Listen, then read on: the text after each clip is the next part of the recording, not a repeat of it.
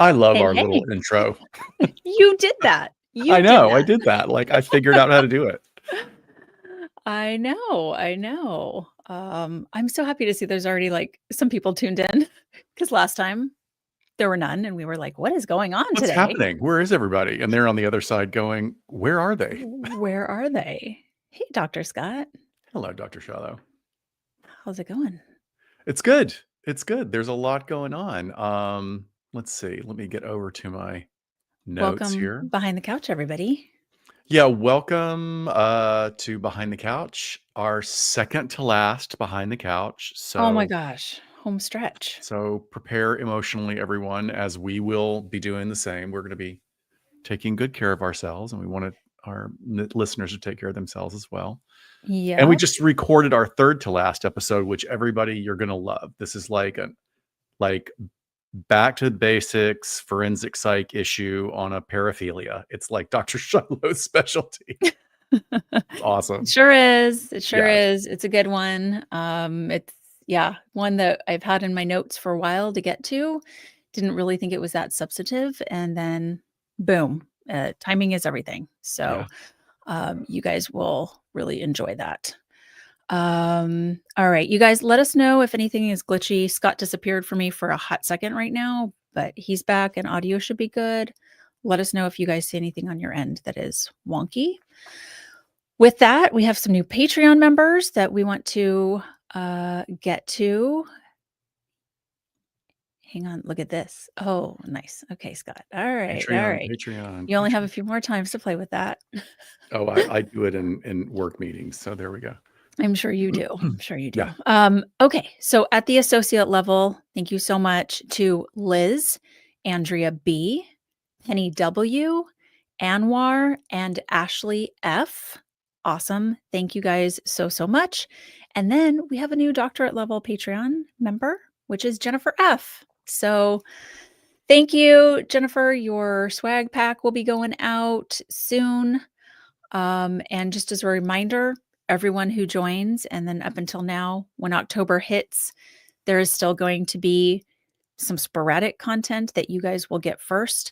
Even if we even put it out on YouTube, somewhere down the line, you all will have access to it first and foremost, and your Patreon contribution will automatically go down to just $1 a month if you choose to stay on to have some of that stuff. Which also includes access to our Discord channel where we Yep. hop on multiple times throughout the week, have chats with people, post stuff, have discussions. That will stay active for the foreseeable future. I can't promise it'll be forever, but definitely we will keep that going and keep everyone apprised of any kind of changes that come up. Yeah, exactly. We'll open up the Discord to everyone at that point. So yeah, we can have some more folks in there to chat about whatever is going on in the world of forensic psychology and crime. And just saying hello to some of our friends. Hey, Abby, thanks for being here. With that, I think we'll go ahead and bring on our guest. Scott, do you want to dive into a lovely bio for him? I absolutely will. We are going to welcome Detective Mike Weber, who has 40 years of law enforcement experience, including 15 years as a crimes against children investigator. He has investigated over 50 reports of medical child abuse that have led to 13 convictions and 3 cases pending trial currently. Detective Weber has co-authored an APSAC best practices guideline on medical child abuse titled Munchausen by Proxy, Clinical and Case Management, and authored a separate article in the same issue of the Advisor titled Investigation of Factitious Disorder Imposed on Another and Medical Child Abuse. We always love our colleagues that use the appropriate diagnosis and terminology. That's awesome. He also authored Investigating Medical Child Abuse for the FBI Law Enforcement Bulletin Journal of August 2018.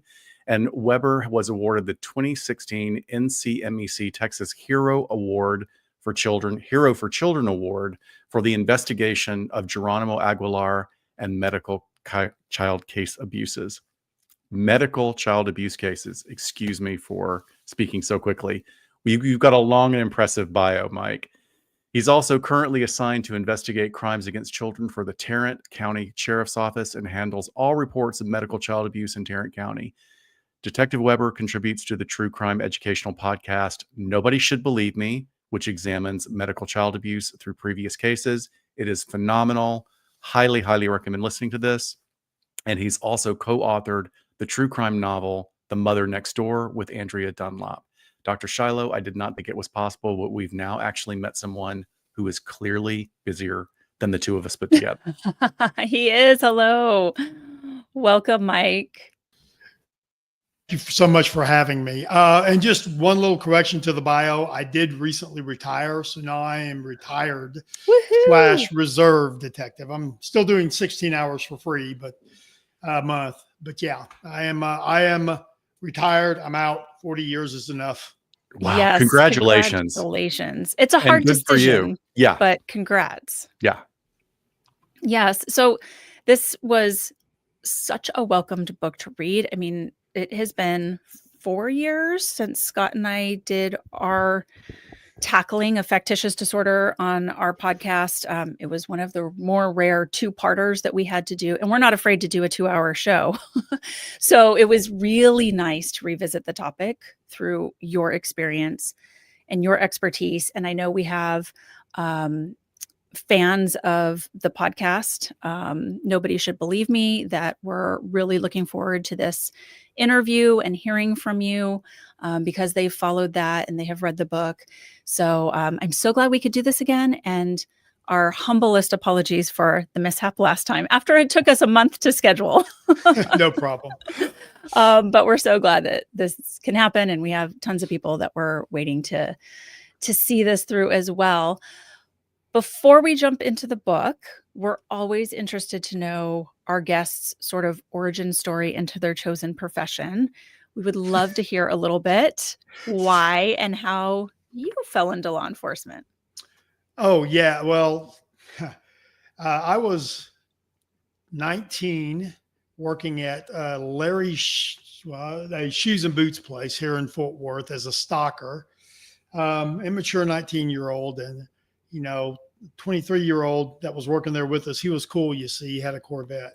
Okay. So, so he comes in one day and he's like, "Hey, I'm going to be a cop. I'm going to the police academy." I'm like, "Why do you want to do that? They give me tickets." He's like, "Well, if you're a cop, other cops don't give you tickets." And I was like, "How much you pay?" He's like, "A lot more than here." I'm like, "I want to be a cop." So that's my great origin story to be Sign me up. A police officer. After that, I went back to college, got my degree, was going to leave, and then I didn't. And then I just stayed for 40 years. And then you just happened to stay for 40 years. What, a little rundown, what sort of assignments did you work before landing in this specialty? Yeah, I worked patrol, and then I was assigned to narcotics. And I was at a tiny police department, thank God, when I first started, because I didn't know what I was doing.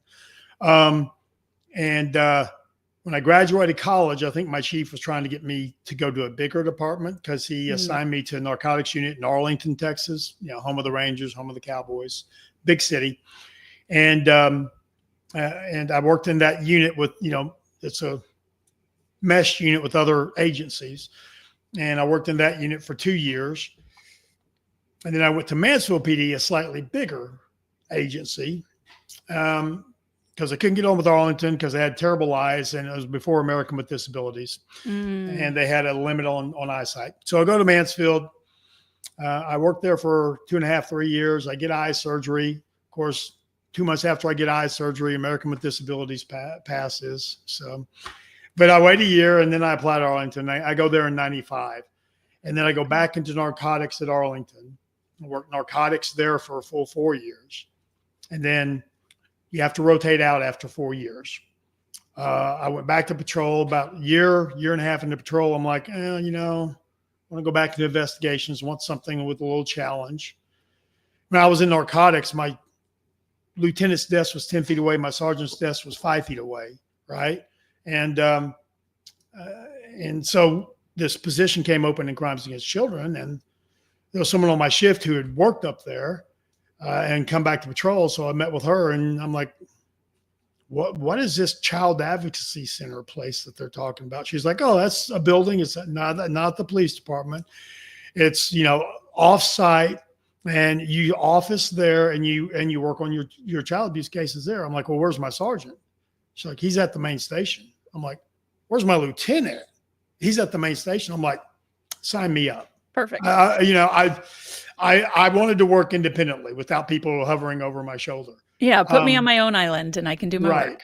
Absolutely. Right. Exactly. And of course, once I got in there, I realized there's some of the hardest cases that you're going to get in law enforcement. They were extremely challenging. And I thought, I think I got pretty good at it. And, I'd had about 24 years in between all three of these places. When a spot came open at the DA's office and their crimes against children's unit. And I put in for that and I got that as an investigator. Yeah.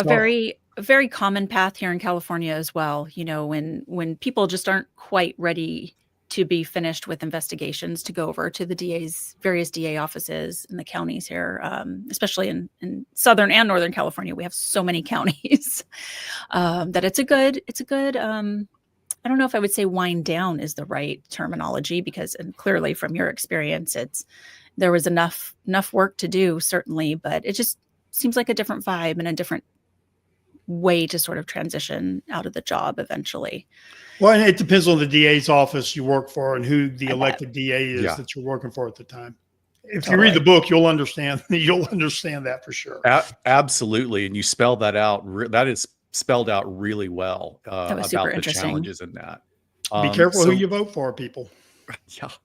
So when that first case of medical child abuse crossed your desk, was there an immediate curiosity there to dive in, or did it feel overwhelming and intimidating to try and figure it out or learn about it? What was your immediate response?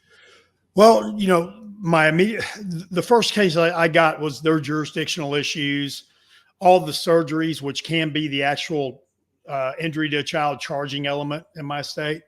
They had happened out of state, and the local police department wanted nothing to do with the case. They did not want to investigate it. And so, first thing I did is I went to my child abuse pediatrician. And I'm like, hey, how are doctors, doing these procedures? And she's like, well, they rely on the history provided by the caregiver. The kids usually can't talk, or they're taught not to, or they're coached to say things that aren't true. And they,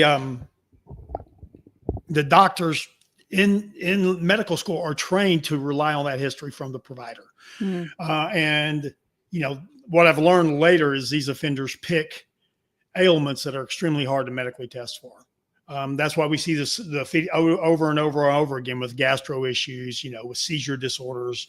We see the same thing over and over again.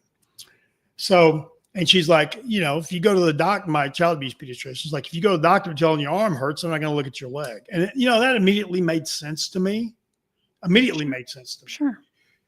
You would be surprised how many people have such a hard time digesting that piece of information, and how much they put on doctors who receive no training in this abuse. Whoever listens to this podcast is going to know probably more about this abuse than pediatricians will that have not sought training on their own for this, because it's not provided in most medical schools that I'm aware of, and there's no CLEs in my state for it, for sure. Yeah, it seems like that kind of problem goes hand in hand with the way we look at hierarchy of power in our culture. I came from the Deep South, and when I was raised, authority figure, you did not question authority figures, and doctors definitely fit in that. Like if the doctor says you have ailment A, you do not question it at all. And now, it is more important for us to be informed consumers of our own health care, but then that makes it more complicated, right? Because the doctor, they have blinders on because they're supposed to be getting through a day, and with managed care, it just becomes more complex. But that complexity allows these perpetrators to get away with horrible abuses. But before we go too far afield there, can you please give us your overview of what medical child abuse, which is also known as Munchausen's by proxy, what it is and what it is not, and how, from your perspective in law enforcement, how does it differ from other forms of child abuse? Okay. It is not an anxious parent. That is what none of those terms are. This is very planned, deliberate behavior. Munchausen by proxy is a broad term that encompasses both medical child abuse and factitious disorder imposed on another. Medical child abuse is a medical diagnosis. Factitious disorder imposed on another is a psychological diagnosis. The difference between those two is that for it to be factitious disorder imposed on another, the main motivating factor has to be something intrinsic, right? You're not doing it for external gain. Otherwise, it's malingering by proxy. You're doing it for attention, love, whatever something intrinsic is driving you to do. Maybe you just get a charge out of fooling people. Whatever is driving you, that's what you do. That's why you do it. Medical child abuse does not care about motive. It's just, it doesn't care if you're doing it for money. It doesn't care why you're doing it, just that you are doing it. And, that's good because it's not up to a medical doctor to determine a motive. That is my job as a police officer to determine motive. Now, it becomes important to me to kind of demonstrate what the motive is, right? That's on me.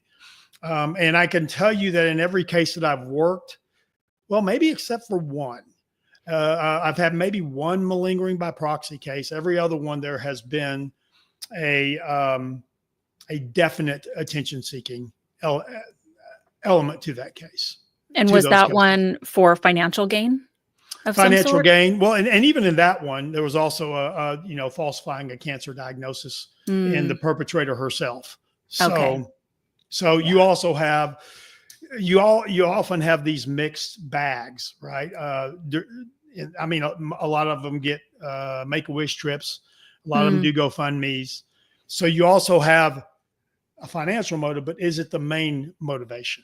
Or is that just kind of a sidekick of the original reason for doing it? Yeah, I feel like that could be an hours long discussion right there. Because of y'all feel free to cut me off at any time. No, you're doing great. No, that's not we're here. I'm actually just saying that would be a fascinating conversation with your experience and exposure to these different perpetrators. There's an element of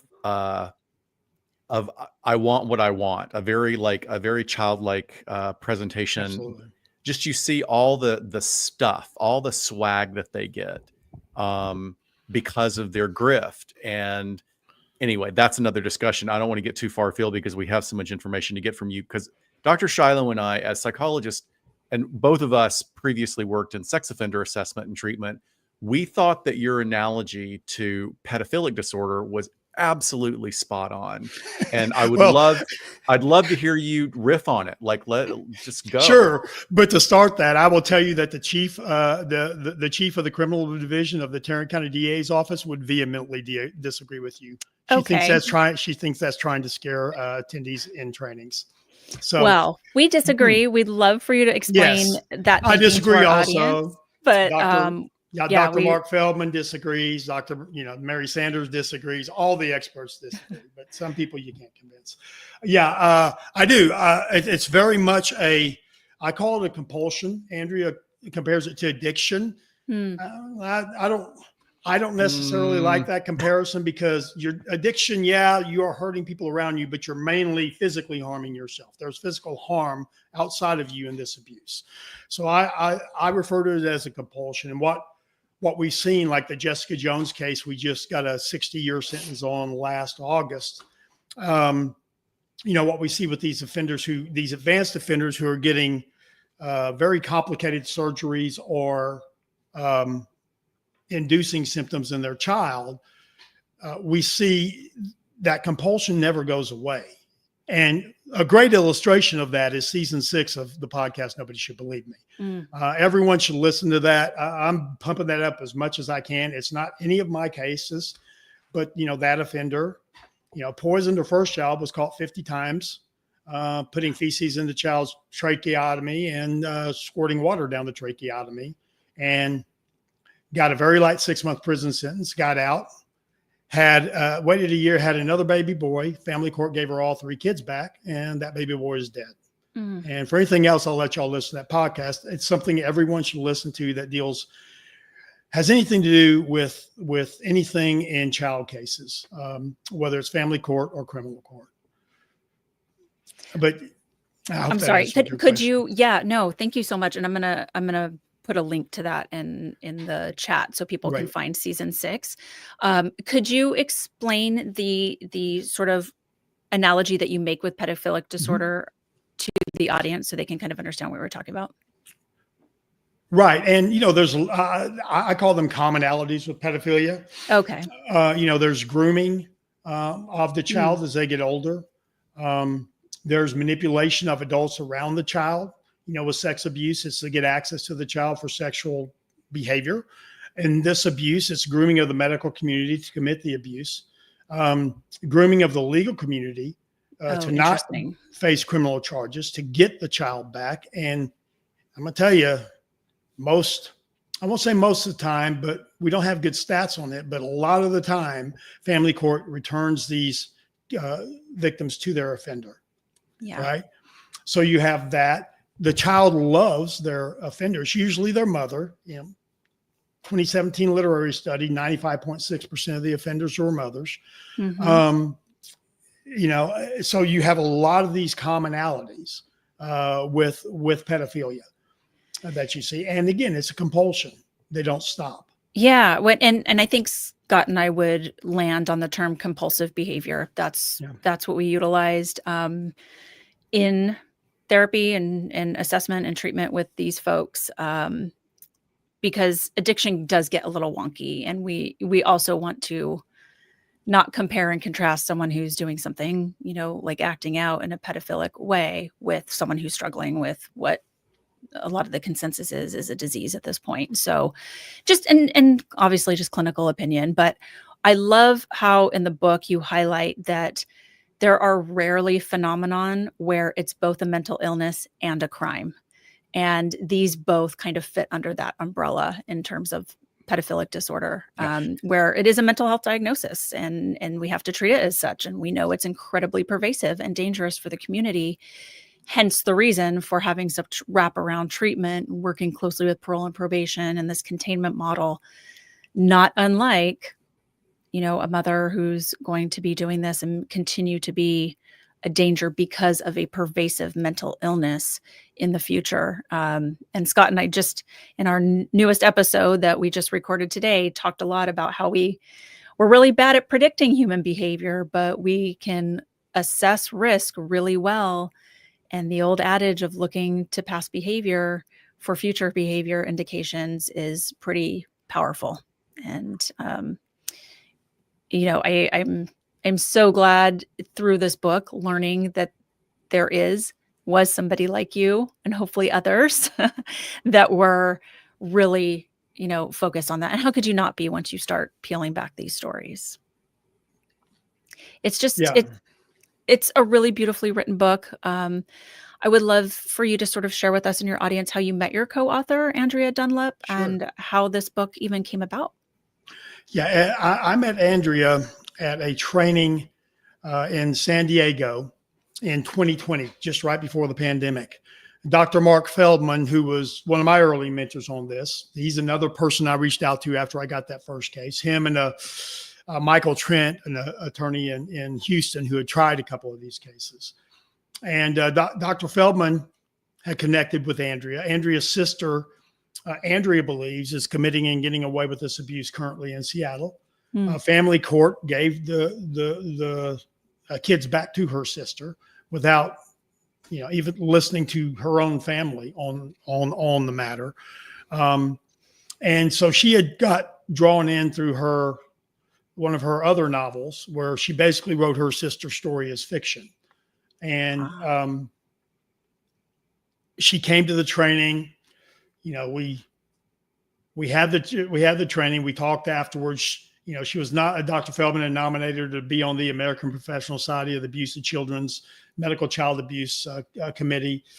And so as we're talking, people would say to me all the time, you should really write a book. I'm like, no one cares what I have to say. I promise you. And, so, she told me she was an author. She'd written 4 fictional novels. And I'm like, I just jokingly, kind of half jokingly say, people tell me all the time I should write a book about these stories because they can be a bit wild. And she's like, Mike, no, people say that to me all the time. And in my head, I think, no, you really shouldn't. She's like, no, but I think you should. Mm. And, it's funny because we talk now and she's like, she said at that time, I'm thinking I should really do this, but I don't need to jump into anything. And at the same time, I'm thinking, well, no one cares what I have to say. So how can I get this 4-time author to co-author this with me? And that's kind of how we connected. I tried to write it, but no one wants to hear on this date at this time I went here, on this date at this time I went here, because I'm a cop. That's how I Right. Just the facts. And yeah, just facts. Yeah, very Joe Friday-ish For sure. All the old people in the thing. Yeah. So about 3 months in, she's like, why don't I just help you co-author this? I'm like, yep. Yes, Okay. please. Okay. So you finally convinced her, kind of like I convinced Scott to do this podcast with me 8 years ago. Well, I never asked her. That's something she had to come to on her own. Okay. Well, clearly she saw the potential there. She Yeah, saw the hard absolutely. work. I mean, I would, as you were talking, one of the things that came back to me vividly after listening to the audiobook is just how many times in your career through various cases, how many times you were stymied by changes in administration, in changes in structure, political infighting, all of this. Because I got to tell you, like, I have no patience for that. And Yeah. so I really don't. And that's not a good thing because we have to, in order to get shit done, we have to go through the channels and be able to surf those challenges. I just think it speaks so incredibly to your resiliency and your determination and your care for these victims, is that you were willing, I'm going to see this through. I don't care how long it takes. Is that a quality you've always had? Well, you can throw stupidity in there too. It's okay. And stubbornness, it's just, I know the consequences for the victims if I don't do anything. Mhm. And, when I left the DA's office to go to the sheriff's office, I took a 2 pay grade cut. I didn't do it for money. I did it because I wanted, we had 2 of these cases sitting on detectives' desks that they weren't doing anything on. And I adopted those 2 cases and we arrested both those offenders. And the sheriff brought me over for people interested. The sheriff is a big part of that book. One of my first victims in this abuse is his now adopted daughter. Yeah. He has been, through all the politics, a stalwart on this abuse. He can only control what he can control, but he's been great. And those politics still continue, and it's a big reason I retired. Mhm. They're still continuing to this day. And they always will. And Scott and I are government workers, and we understand the stubbornness and stupidity, I think, are a very special part of that mix to be resilient I am through it. I am very patient with people. Actually, on the note of resiliency, as Scott was mentioning, I'm going to deviate just a little bit from where we're going, but the resiliency certainly has to be embedded and just have to be there in a person or not to start taking on these cases. What did you do, or what do you do? What advice do you have for other folks working in these types of cases to take care of yourself? Obviously we talk a lot about that. We focused a lot on law enforcement, mental health on this show. I'm just curious, for somebody who worked child abuse cases for so long, what your special formula was. I go to a lot, my outlet's mainly music. I go to a lot of music shows, I have things I do outside of work. I've got a nice pontoon boat down in Granbury, and something very nice. peaceful about sitting on Lake Granbury, watching a sunset on that boat. I'm not a big fisherman, but I love just being on the water and in the water. Nature is anywhere. so healing. Yes. I'm going to Canada in a couple of weeks to see my best friend from high school. He lives up there just outside of Whistler. And I'll spend a lot of time in nature there. And, just getting outside. Exercise is very important, obviously, to anyone listening. And, just take care of your mental health. And like I tell young detectives, you can only control what you can control. I have to tell myself a lot here lately, For but you sure. can only control what you can control. Yeah. You can't make others do their job. So you have to let that go. Yeah. And that's something I've had to let go. Yeah. Yeah. And that, not all of that seems so important to prioritize when you're in it, because you're spending a lot of mental power on the job and thinking about it when you're not there. And whether, it was obviously you have more time on your hands now, but you hit on so many things. There's the physical wellness piece. Yeah. Taking care of your body is going to be the foundation to all of that. You talked about the social piece, right? Getting to go visit your friend now, which is probably something you've been putting on the back burner for a long time. Just making time for human connection is so important, especially when you're focusing on these cases that are highlighting the worst of humanity. We need to be able to have that moments to go, oh, wait, there are good moments in, the world as well as your life personally. But being in nature and live music, there is like nothing like live music. It is. To me, there's nothing more healing, but that's me. Yeah. No, that's wonderful. Thank you so much for reviewing that. I think that's good for other people to hear. And I'm so glad that you've passed that on, to other detectives as well. Because everybody needs to start thinking about their wellness as early as possible.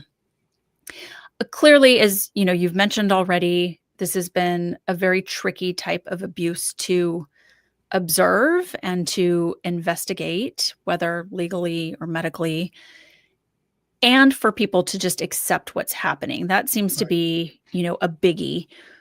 Aside from some of the holes that you talked about in terms of like the medical professionals, review and diagnoses here, why do you think that is? Why do you think there is this hesitation or even resistance to accepting what's really going on in these cases? Well, I mean, you're challenging the societal perception of motherhood, and a lot of people in society don't want that challenged. I've had senior detectives who can't wrap their head around this form of abuse. They just can't get it. They can't get past, well, why'd the doctor do it? Why'd the doctor do it?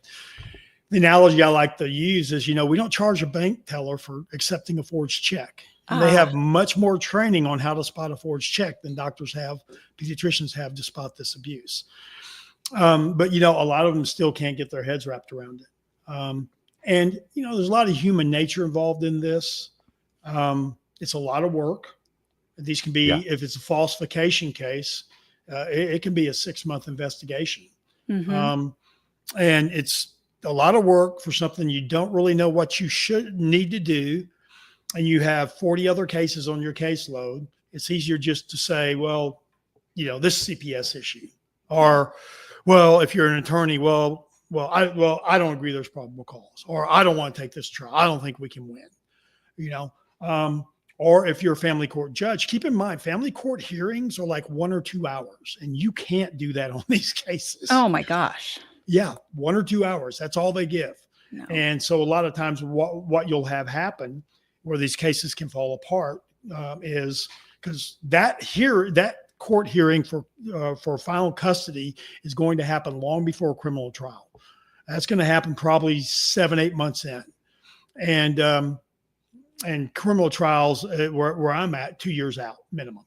So if the family court gives that child back to the offender, your criminal case is done.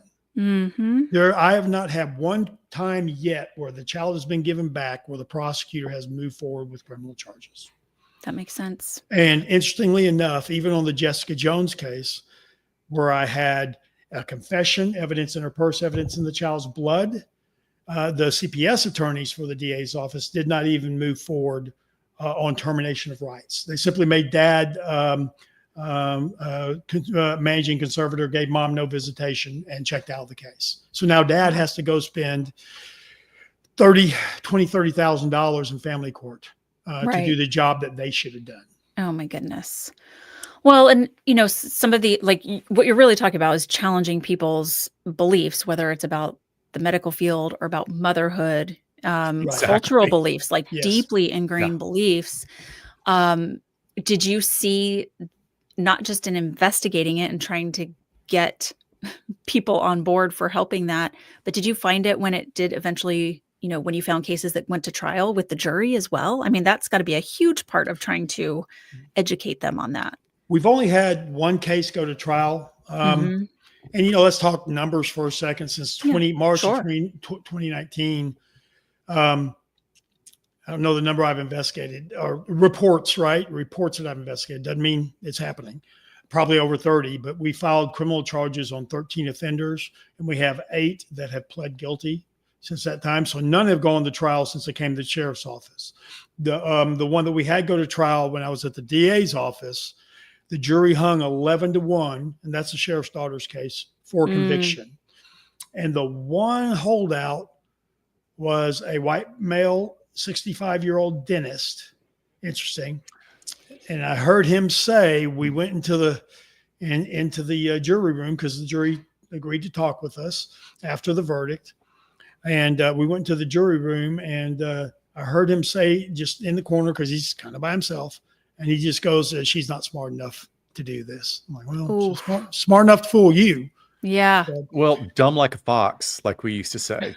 Right. I mean, that is the part I think that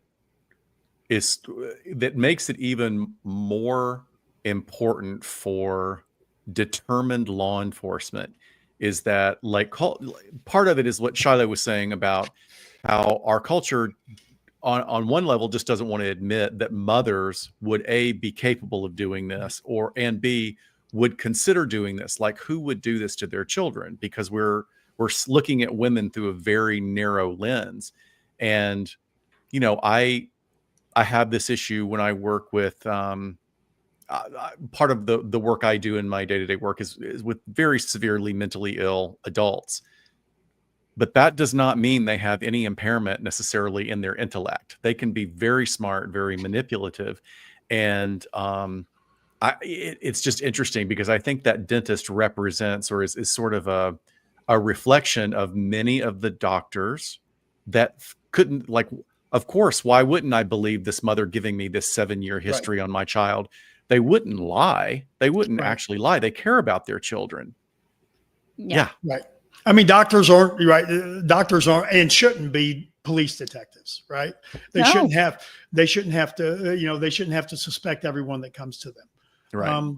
And you can't blame people who have no training. And we tried to get a bill passed last time just for an hour of CLEs for doctors, cops, CPS, anyone who would deal with this. And our legislature wouldn't do it. Wouldn't do anything with it. It's also every procedural medical show that has been on for the past 20 years has multiple episodes about Munchausen by proxy. And you would think that alone, because those shows are popular with doctors, either they love it because it feels realistic, or it's a hate watch. Like, that's not how it works at all. But you would think that by now they would have picked up on, oh, maybe I should be looking for this at work. Well, and there's just real quick, I'll cover like the difference between, because I do want to make this differentiation, if I can say the word, between legal and what is in the DSM, right? Just because it's in the DSM doesn't mean it's not a crime, right? The legal definition of sanity is knowing what you're doing and knowing it's wrong when you're doing it. And they display that in spades all the time in this abuse. And I think you got to realize that hospitals are businesses, and some of them with any business, some want to do the right things. Some necessarily don't. All of them should be getting their doctors training on this abuse.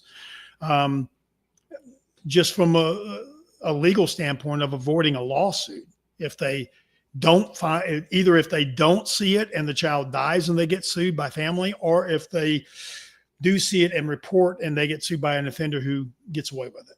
Right. Yeah. Or parents trying to say, like, how dare you, accuse me of this, and some sort of civil litigation that comes of that. Yeah. Well, and we see that we see that all the time. If family court returns a child, Criminal case gets dismissed if there even is a criminal case. Mm. And then the offender runs to the media because she is attention seeking. She claims she's innocent. There you go. And then she may run to your legislature and she may say, look, this is a child abuse panic. I have been falsely accused. Family court declared me innocent. Well, I mean, it's not what family court does, but that's what they're going to say. Yeah. And now it's out there because they've said Yeah. it and they've gone to Yep. media.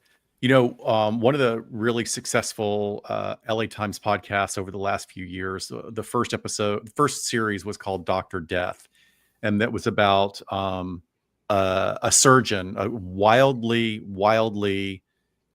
disordered and incompetent surgeon in Texas who got away with being so incompetent and maiming and actually killing people because the hospitals were just like, let's Passing just them get off. him out of here. Yeah. Let's pass it on. Do you feel like there's any parallel in the medical community to that with like, well, let's just give this mom what she wants so that she won't, go to the media about us? Is there any sort of, what's the word for it? Like, complicity in that way? I mean, I don't think there is. I think for the most part, I don't think it's gotten to that point. I think for the most part, they are just fooled by these offenders. They're highly manipulative. Okay. They present very well. If you look at the Olivia Gant case in Colorado, that child was that ended up dying, got put in hospice, and mom cut off her food and water, basically starved her to death. But the hospital is one thing I do want to say to doctors: you don't chart Munchausen by proxy and not report. If you're charting abuse, you report abuse. Oh, sure. And I see that all the time in medical records from facilities where they're charting it and no one's ever reporting it. Oof. And doctors just tend to see this Man. differently. They tend to think they have to have absolute proof. And again, that's not their job. That's CPS and law enforcement's job. They're currently terrible at it, but that is CPS and law enforcement's job. So I don't think it's intentional. And I think it's always case dependent, right? Mm-hmm. But Olivia Gant, she was all over Colorado Children's. They did advertising with her. She was very, very cute little girl who presented very well because So she was like their poster child. Yeah, she was like a poster child. Yeah. Wow. She did a cooking show Tragic. with Miss Colorado. She rode out with she rode out with the police department, got a badge from the chief of police, rode out with the fire department. Some of the typical things that you see. Yeah. Yeah. Well, so particularly in the last case presented in the book, Yes. you highlight how difficult it is for each child to really get justice. We're hoping in the time that we have left that you can tell us a bit about the Mary Welch case and your struggles there. Yes. Well, and Mary Welch had several things going for her. Her family had a bunch of money and to hire the right attorneys who knew the right people. And she also was an attractive female. And we all like to think that doesn't matter in court. I'll tell you, that matters in court. Oh, yeah. I sat on the stand and watched her manipulate the family court judge right in front of my face. Knew we were going to lose that case in family court when it happened. She was indicted in Tarrant County for criminal attempt injury to a child, serious bodily injury, and endangering a child. She had gotten a brain shunt placed, taken the child out of state to get a brain shunt placed when she was told that the child did not need it, and brought the child. So I had affidavits from everyone. I talked to the doctor in Minnesota who told me that he never even did an MRI. He just trusted her history. At the same time, she was presenting herself as a NICU nurse, and she had no nursing license. She had never been a nurse. By the way, she's still presenting herself as a NICU nurse, even though she is mayor pro tem of Grandview, Texas. How about Great. that? Lovely. She. I'm sorry. I gotta have to take a moment here. I know. Nothing drives Scott and I more nuts than people, saying that they are more educated and trained Yes. and in Well, their she also claims to be a experience cancer than they survivor. actually are. She also claimed to be a cancer survivor, and she would provide, and I could find no record of that ever happening. Well, that's pretty well spelled out in the book. I thought that they Yes. did a great job with this. I was unaware until we were preparing for this show that she's now actually an elected official, a politician in Texas, and that is, it's disturbing on a number of levels that I won't go too far into, but like it goes to this presentation of a personality disorder that the more you say, I'm just going to keep saying it until everybody believes it. Absolutely. Mhm. Yeah. And then they make it real. They Right. make it real. Like I've been a victim of this, and that's frightening. But that's frightening how powerful that Oh, yes. that projection of delusion can be. And she absolutely played the victim.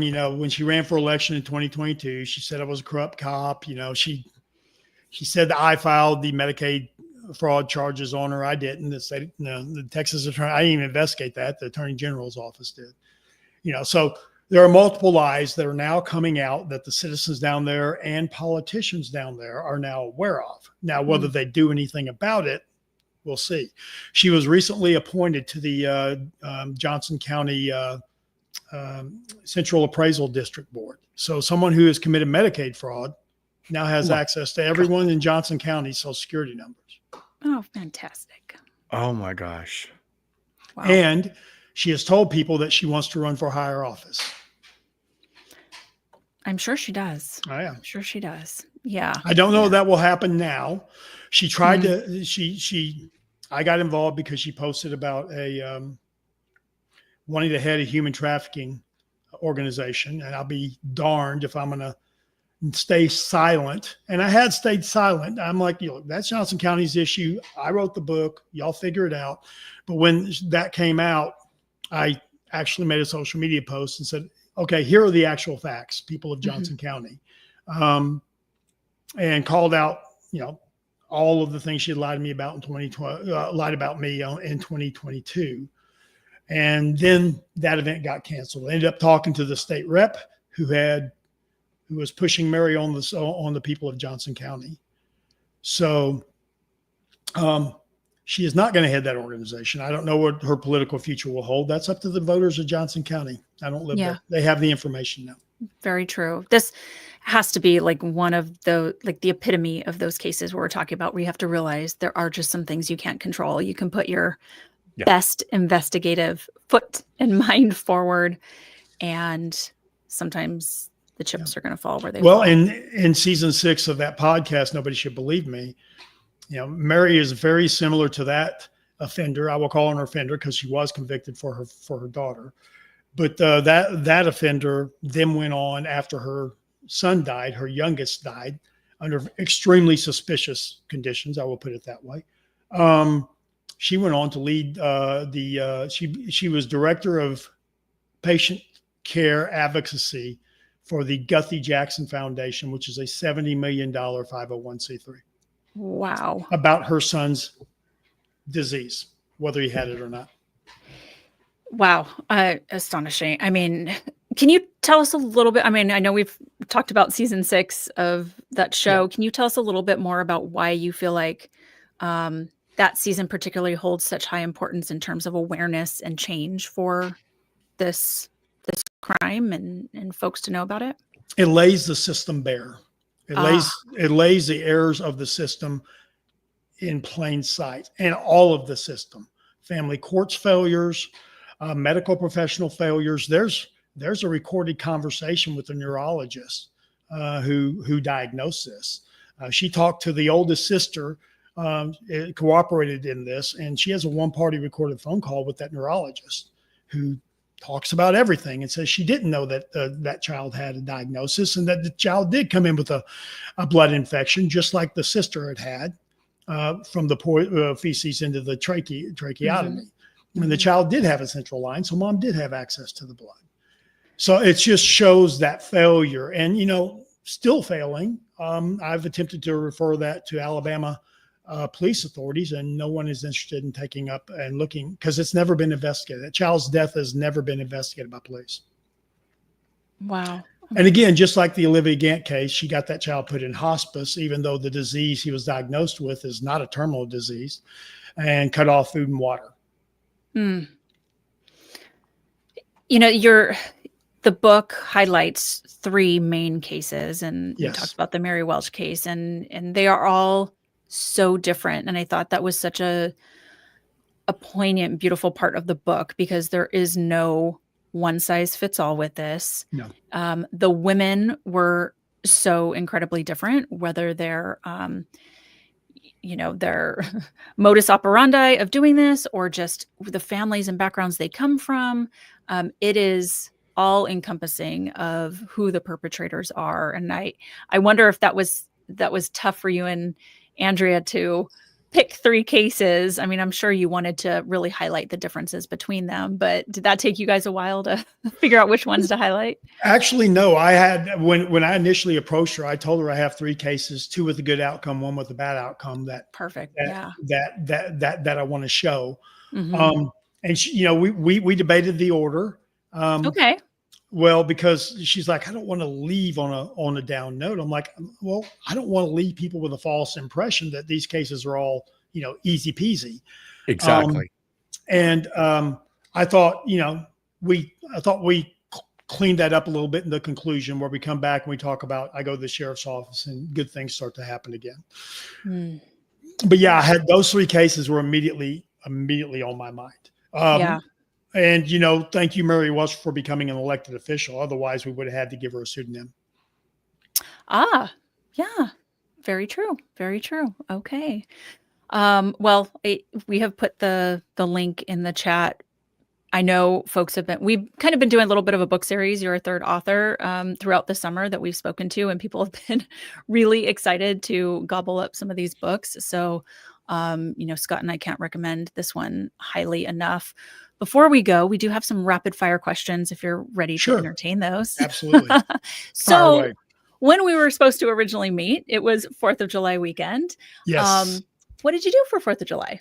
I was at the lake in Granbury, and I was You were. enjoying time on my boat. And the beautiful thing about the lake, it's out in the county, so there are no fireworks restrictions. So I just go out and sit in the little cove right in front of the house on my boat, and I may have a beer or 2, and I just watch the fireworks go off all around the lake, just neighborhood shows.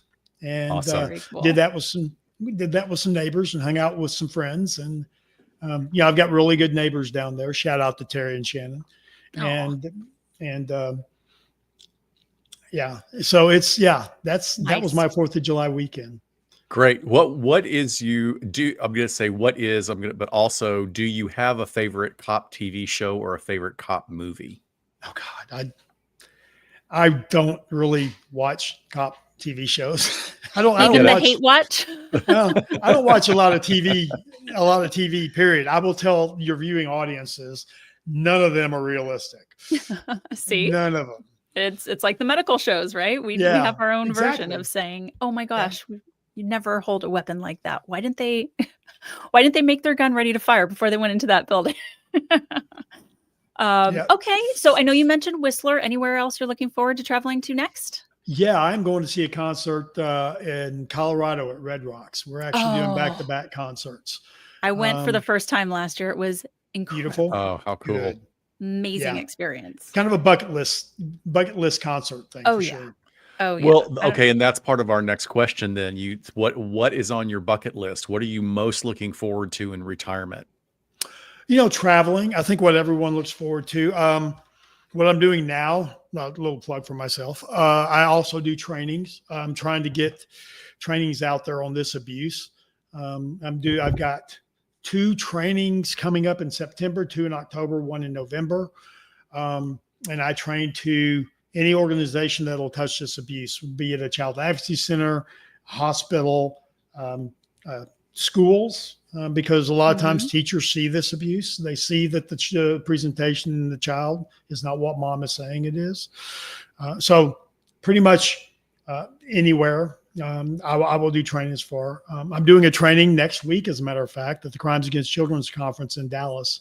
I'm co-training with Dad Derek Jones on the Benadryl poisoning case, the Jessica Jones case. Wow. And that's going to be hopefully a pretty eye-opening presentation for prosecutors.